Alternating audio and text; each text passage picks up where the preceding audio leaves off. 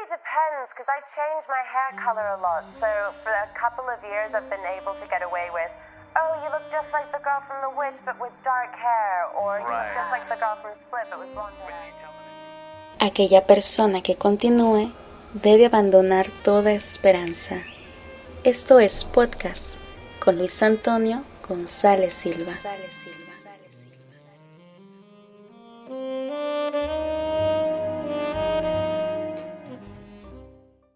この番組はご覧のスポンサーの提供でお送りしました。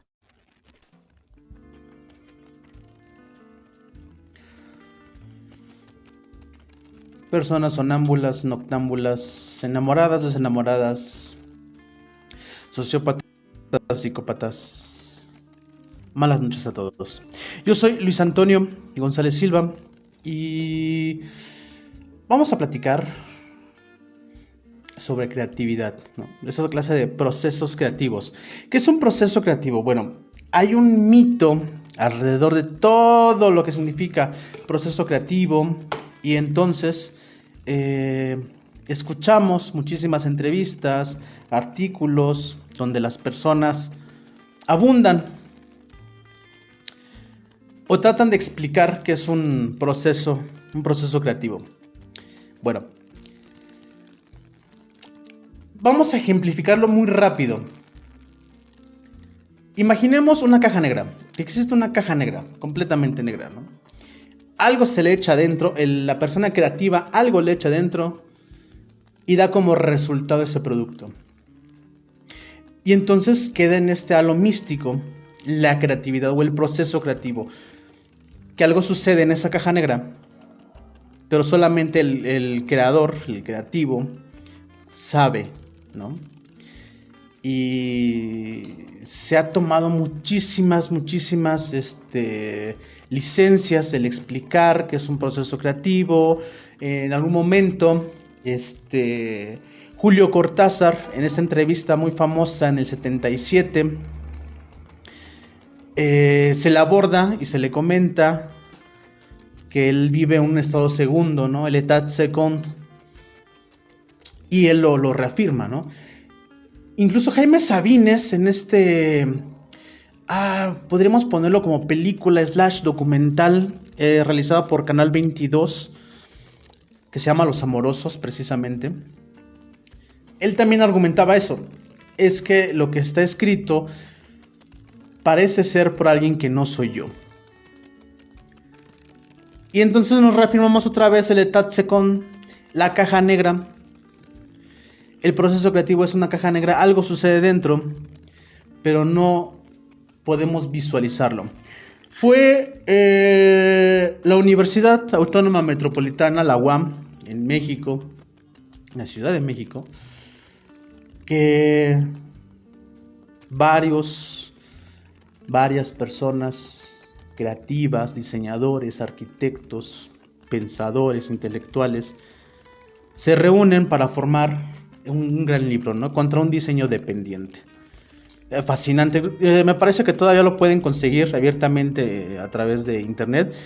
Contra un diseño dependiente. Entonces, en esta suerte de libro nos comenta, es muy técnico. El libro es muy técnico. O sea, no es como un For Dummies. Es muy técnico, pero a resumirlo, la caja negra la convierten en una caja de cristal. Entonces el proceso creativo se puede ver. Si bien puede ser lineal el proceso creativo, puede ser lineal, tiene para ejemplificarlo muy rápido, imaginémonos 5 puntos. Punto 1, 2, 3, 4, 5. El objetivo es llegar al 5. El 5 es el producto final. Y el 1 obviamente es el arranque, el inicio de... Bueno, para llegar del 1 al 5, obviamente tenemos que pasar por el 2, 3 y el 4. Les digo, si bien podría ser lineal, pasando por todos estos pasos, puede ser más. Pero el proceso general de diseño que plantea la UAM es, avanzas vuelves a avanzar al siguiente, regresas al inicio, te avientas ya casi hasta el final, vuelves a regresar no solamente un paso atrás, sino otra vez al inicio y así consecutivamente. Entonces marca esta tendencia de que el proceso creativo tiene la ventaja o la flexibilidad de poder replantear la idea. Una cosa que nos decían mucho en la UAM Azcapotzalco, en las cuestiones de diseño, en las cuestiones de arquitectura, es no te cases con la primera idea. Si tu idea, porque para eso todavía hay un fenómeno antes, y los requerimientos, te decían y te siguen diciendo que en el proceso de diseño, seas arquitecto, diseñador industrial, diseñador gráfico, no vas a crear algo para ti. O sea, el arquitecto no va a ser un edificio para él mismo, para ella misma. ¿Qué necesitas? Bueno, conocer a tu usuario. Se cuentan anécdotas de este Luis Barragán, en las cuales son anécdotas que él se iba a vivir con las personas un tiempo a las cuales les tenía que diseñar una casa para conocerlas psicológicamente, cuáles eran sus movimientos, que afrontaban en su día a día, una suerte de Big Brother, por así decirlo, pero cada acción le daba datos, los cuales decían, claro, esta persona, por poner un ejemplo, necesita cortinas muy gruesas en su habitación porque le molesta bastante la luz la luz solar. Y entonces él tenía ya esa idea, claro, a esta persona, si bien le gusta lo ventilado, vamos a disminuir esa entrada de luz solar, pero que sí esté iluminado. Entonces comenzaba a cubrir estas necesidades que el usuario le estaba brindando. Hay una regla muy tácita, casi regla de oro. El usuario no sabe lo que quiere, nunca sabe lo que quiere. Y uno como usuario lo comprende, ¿no? Y en algunos momentos, si sé que personas que andan por acá, que están sumergidas en estos menesteres, sabrán que les llegan clientes que les dicen, ¿sabes qué? Quiero el logotipo para una cafetería, ¿no? Y quiero que sea más o menos como Starbucks, pero me gusta el color naranja. Ah, ok. Pues entonces la chamba, que la broma o el track que siempre se tenía en las cuestiones de diseño, es tú tienes que abrirle la cabeza, obviamente, figurativamente, tienes que abrírsela al cliente y saber qué es lo que quiere y eso entregárselo en el producto final. Aunque no es algo necesariamente de uno en el proceso creativo, sí estás cubriendo una necesidad. Y la tienes que cubrir, obviamente, con diseño. Para esto, pues sí requieres de esta clase de pasos. Ir, venir, regresar. En esta suerte de reconocer que la regaste, que has fallado y que por ese camino no es. Luego te decían, no te cases con una idea, apúntala. Y eso era muy marcado. Cualquier cosa que tengas, bocétala. Aunque parezca muy irreal, parezca salida del presupuesto, tú bocétala. En algún momento te podrá servir. Y con todo eso, da la apariencia de que un proceso creativo es caótico, místico en algún instante. Y no necesariamente lo es, ¿no? Si tienes una formación, si tienes una disciplina, estás entendido en los temas, inmediatamente vas a hilarlos sin problema. Simplemente es organizar la información, reconocer qué habilidades tienes y simplemente como las barajas de una carta, de un mazo, las comienzas a unir una a una. Sigamos con el ejemplo. Viene el tipo, viene esta persona y dice, quiero mi logotipo de una cafetería que se parezca al de Starbucks, pero quiero que el color naranja sobresalga. Entonces tú tienes muy poca información al respecto. Como persona que le va a fungir de un diseño, va a crear un diseño, perdón. Bueno, tienes que comenzar a explorar, bueno, qué es lo que te gustaría mostrar, qué te gustaría que se llamara la atención. Obviamente no sería una sirena, ¿qué sería? Una taza de café, es muy obvio, pero ¿qué es lo que buscas? No, pues entonces te comienza a soltar una cantidad de casos, que eso es parte también del proceso creativo. Cuando alguien me dice, en el terreno de la escritura, vamos a enfocarnos ahora un poco más al terreno de la escritura. Quiero escribir sobre, no sé, dragones, algo fantasioso, ¿no? Algo como Game of Thrones conoce a Pokémon, por ejemplo, para asentarnos en la idea, donde podemos tener batallas en una suerte de espacio medieval, místico, mágico, pero con seres mitológicos, ¿no? Con esta criptozoología mitológica. Y dices, bueno, padre, está interesante la idea, ¿no? Y cuando le preguntas, bueno, ¿y cómo vas a hacer tu proceso creativo? ¿Cómo lo vas a abundar? Y cuando comienzan a decirme palabras, frases, en las cuales dictan, es que no quiero leer ni empaparme de otras personas, porque siento que infectarían mi voz al momento de escribir mi historia. Ahí es cuando en mi mente es un foco rojo inmediato. Parte del proceso creativo es tener a la mano casos análogos. Si se requiere el diseño de una silla, si se requiere el diseño arquitectónico de un espacio, necesitas saber qué otras personas han abordado el tema y cómo lo abordaron y cuáles fueron las características que ellos vivieron. Pasa lo mismo con la escritura, pasa lo mismo con un poema, pasa lo mismo con la novela. Por eso se les dice, si quieres escribir, si quieres ser escritora, tienes que leer muchísimo. ¿Por qué? Porque necesitas conocer una cantidad de casos análogos, saber cómo abordaron, cómo resolvieron otros autores esos detalles, esos problemas, cómo crearon situaciones, cómo evocaron emociones, cómo las describieron. Y algo bien sencillo que se debe tener bien en tajo en el terreno de la escritura, que podría ser el que nos atañe más en estos momentos. Ya todo está escrito. Todas las historias ya fueron contadas. No hay historias nuevas, no hay nada nuevo bajo el sol. Pero sí una manera en cómo vamos a contar esas historias.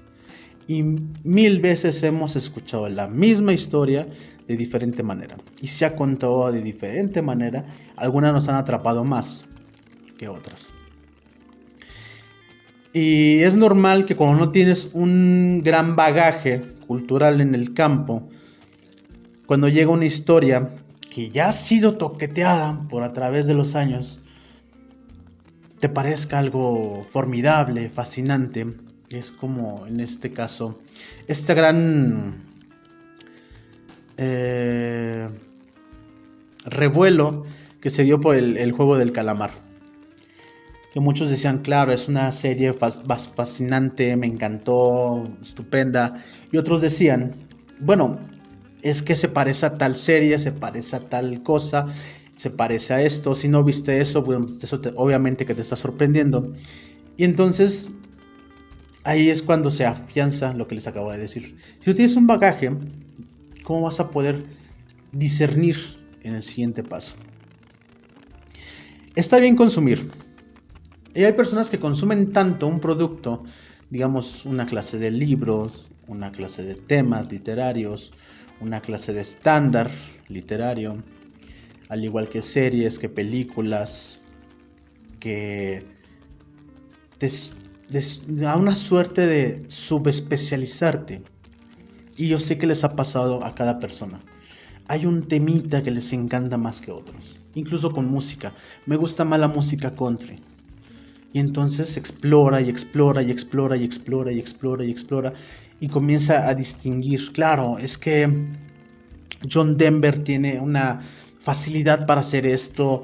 Cosa muy diferente a Rascal Flatts, que está más ligada hacia el pop.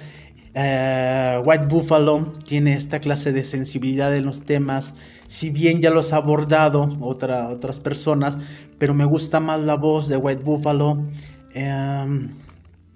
Y ya comienzas a tener esa distinción, y eso es muy, muy rico para lo que puedes, lo que te gusta, ¿no? Y eso ayuda a darte un carácter, a ser un juez, por así decirlo, y tener muy afiladito ese sentido para captar sobre ese tema lo que te gusta y lo que no te gusta, ¿no? En la literatura pasa igual. Si vas a escribir de dragones en una época medieval y que también puedes utilizar otras bestias mitológicas para tener luchas y tener clanes, bueno, ¿cómo lo han resuelto las demás personas, no? Porque tampoco es como que si vamos a hablar de una novela policíaca, de seguir periódicos, que nos podría dar una base real, ¿no? Investigaciones, documentales, periódicos que nos dicen, bueno, el día a día de un asesino serial, por ejemplo, ¿no? Porque hay que atrapar a un asesino serial en la trama. Entonces ya te das una idea real, tácita, de lo que está sucediendo. Muy diferente a que, bueno, ¿cómo sería una convivencia con dragones? ¿Cómo sería una convivencia con hombres lobo, con vampiros? Obviamente, lo único que tenemos es la ficción, lo romantizado, tenemos todo ello, ¿no? Pero por eso tienes que saber cómo lo hicieron los demás. ¿Cómo lo hicieron? ¿En qué fallaron? Porque eso sí, ténganlo muy en claro, ¿no? Toda persona creativa, por más vaca sagrada que sea, estamos hablando de Octavio Paz, estamos hablando de premios Nobel, estamos hablando incluso en temas de música, son seres humanos, tienen la misma sangre, ¿no? Sangre roja, igual que la nuestra. No son seres depositados por una entidad cósmica para que convivan con nosotros. No, están al igual que en todos nosotros. Por lo mismo, yo creo que lo rico, lo delicioso de ser creativo, de ser creador, es que te digan, me gustó lo que hiciste, pero no me gusta el tema como lo abordaste en este aspecto. Tengo mi argumento para ello. Tú dices, qué padre, ¿no? Qué rico es que haya esta crítica. Obviamente no vas a llegar con el hachazo, vas a llegar con el dolo. Simplemente es tener un diálogo. ¿Sabes qué? Me gustó lo que estás haciendo, no lo consumo, así que voy a explorar más autores de este tema y luego platicamos. Ok, bien, porque entonces eso te dice, hiciste una buena chamba, hiciste un gran trabajo, porque ya sembraste esa semilla de duda, ya sembraste una semilla de fomento del pensamiento crítico. Eso es genial, genial. Y hay que estar muy abiertos para eso. A veces unas críticas te van a meter al baño, te van a hacer llorar. Y bueno, después de 5 minutos, bueno, tienes que salir todo bichota, ¿no? Y a seguirle. Que es parte del proceso del diseño. Parte del proceso creativo. El ir, venir, regresar. Comenzar a abordar nuevas ideas, experimentar. Salirte de tu caja de cristal. Romperla de ser necesario. Y comenzar a construir en otros lados. Y tener certeza, que ya después de un tiempo se te hace como una especie de callo, y dices, bueno, claro, por ahí no va. Y reconocer el trabajo de otros, claro, él está haciendo o ella está haciendo ciertas cosas. Yo no me atrevería, no es mi campo, no conozco mucho, y valoro lo que está haciendo, ¿no? Reconozco lo que está haciendo, y eso llena y te impulsa. Porque otros creativos impulsan a otros creativos, no tanto por el resultado final, sino el cómo lo están llevando a cabo, y cómo lo están abordando, y cómo lo están afrontando. Y eso es una parte maravillosa en el mundo el mundo de la creatividad. Entonces, uno de los pasos esenciales en el momento al crear un producto, es tener... Yo le digo casos análogos, porque así conocí la referencia, de tener muchísimos casos análogos, que serían referencias. Ya leíste a esta clase de autores, cómo lo están resolviendo, y que alguien te diga, ¿sabes qué? tu historia que quieres seguir repitiendo en un instante, dices, bueno, léete a Farabev, chécate cómo él lo escribió, cómo planteó esa situación de una crónica de un momento en todas sus páginas, o cómo comienzan a mezclar otra clase de lenguas. Farabev lo hace, en el libro Farabev se hace, Rayuela, de Julio Cortázar también, que eso me parece fascinante, que aparezca un personaje que habla francés y obviamente sus diálogos van a ir en francés. No va a haber traducción, porque en la vida real no tenemos un traductor. Bueno, sí, tecnológicamente sí se tiene, ¿no? A menos que se plantee en la trama una situación de esa índole. Pero el general total, si escuchas a una persona extranjera, si sabes la lengua que domina, pues adelante. Si no, no vas a encontrar subtítulos en la vida real. No existen. Y eso en los libros me parece fascinante, que te lo aborden de una manera concreta.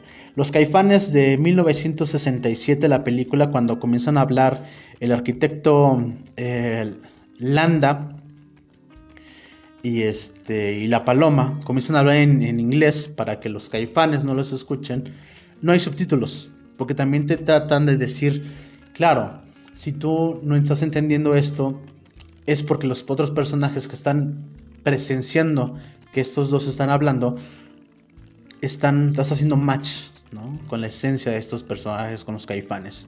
Al igual que cuando los Caifanes comienzan a hablar en su argot, pues el arquitecto Landa y la Paloma no pueden entender. Que incluso la Paloma dice en algún momento, que es Julissa, la actriz Julissa, dice, míralos, parece que hablan otro idioma. Y sí, realmente, si no tienes las referencias que hacen match para el entendimiento de ello, obviamente sabes que se están expresando, pero no tienes un contexto en el cual se aborde cada una de las expresiones. Si estás escribiendo poesía y tu tema es el erotismo, pues lea a las personas que han escrito de erotismo y cómo lo han abordado, en dónde tuvieron éxito. Y no solamente ese éxito, porque puede ser incluso hasta muy engañoso ese éxito. Es decir, bueno, erotismo, y este autor, por ejemplo, Alberto Ruiz Sánchez, tuvo éxito con este grupo de personas, o va dirigido hacia este grupo de personas. Ah, claro, perfecto. Pero Octavio Paz también escribió de erotismo, y su margen de lectores no es el mismo. ¿Cuál es el que tiene Octavio Paz?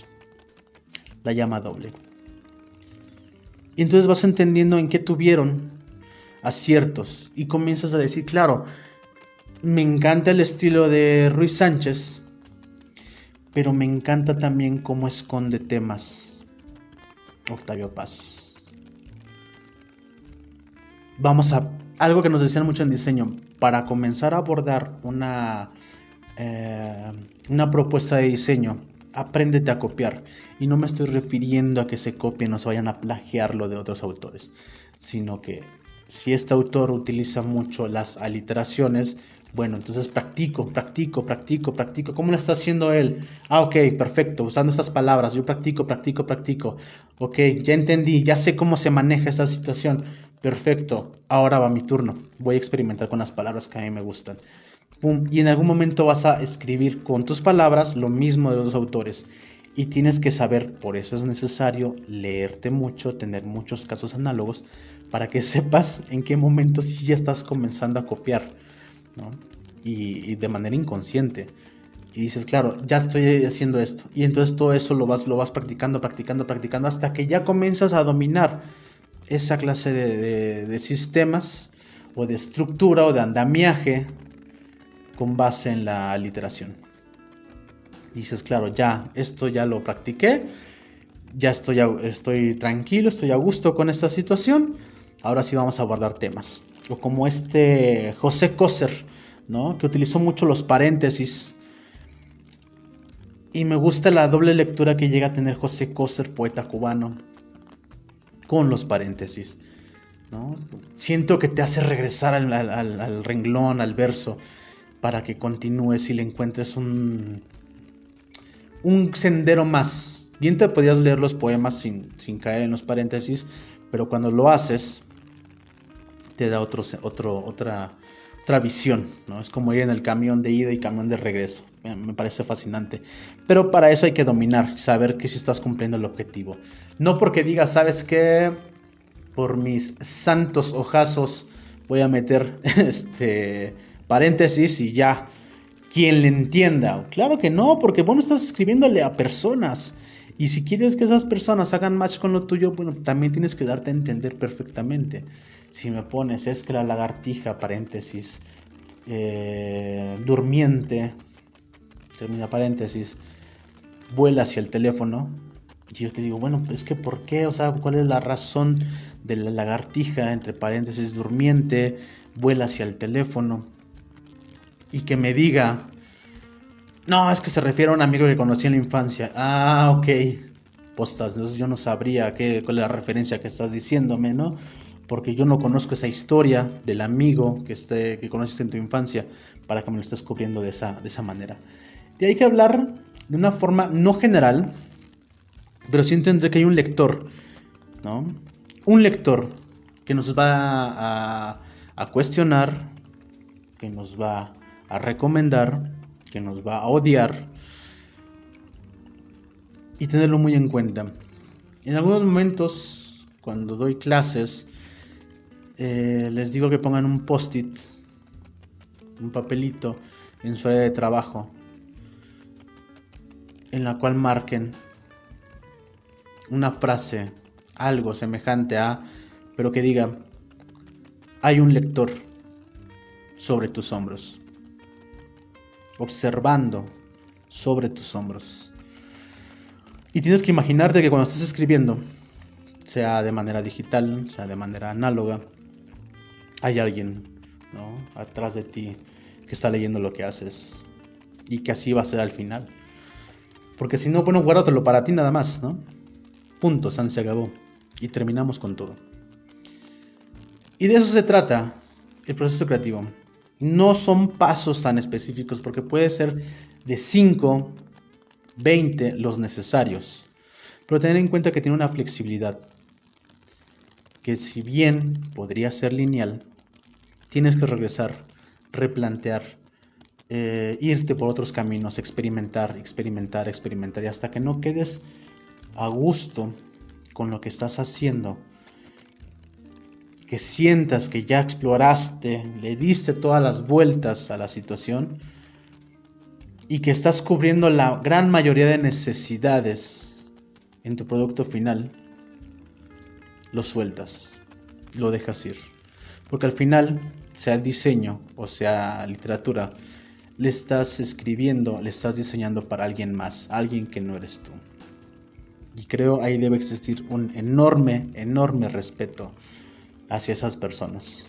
Porque al final de cuentas, esas personas son las que te brindan el homenaje, el título, y qué mejor que agradecer desde inicio.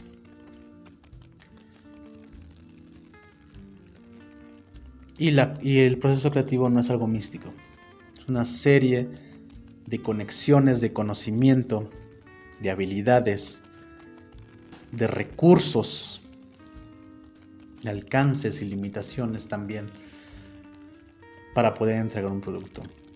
Si a mí me dicen en este momento hay que hacer un escrito, un artículo sobre música, pero a un nivel especializado, yo diría, sabes que no puedo. No tengo conocimiento para eso. Lo que sí podría hacer es plantearte la idea de alguien que no tiene ni la más remota ni putrefacta idea de lo que es la lectura de partituras, mediante la entrevista o platicar con alguien que sí está entendido en el tema. Y bueno, cómo yo podría bajar esa información a una media de lo que me estás pidiendo, ¿no? Encontraré la solución. Pero así aventarme de que yo hable sobre teoría musical y todo ello, posta, no podría. Pero sí podría crear la situación para que se pueda entender el tema mediante otra persona. Entonces yo sería como el medio para ello. Dar soluciones. ¿no? El proceso creativo da soluciones, responde a soluciones y solventa necesidades. Por eso yo no creo mucho en las personas que me dicen, es que yo no consumo tanto de esto, del arte, de literatura, de esto otro, porque no quiero enviciar o ensuciar mi perspectiva. Graso error, graso y tremendo error. Porque entonces, ¿cómo sabes que no estás dando vueltas en círculos? ¿Cómo sabes que estás avanzando? Si no te estás confrontando, si no estás viendo cómo lo hicieron las demás personas, en qué fallaron, dónde tuvieron sus aciertos, y de ahí estudiarles. Y con ese estudio, saber qué es lo que quieres, planteando tu línea hacia el producto final. Por respeto a tu lector, a tu cliente, a la persona. Yo soy Luis Antonio González Silva. Neutras noches.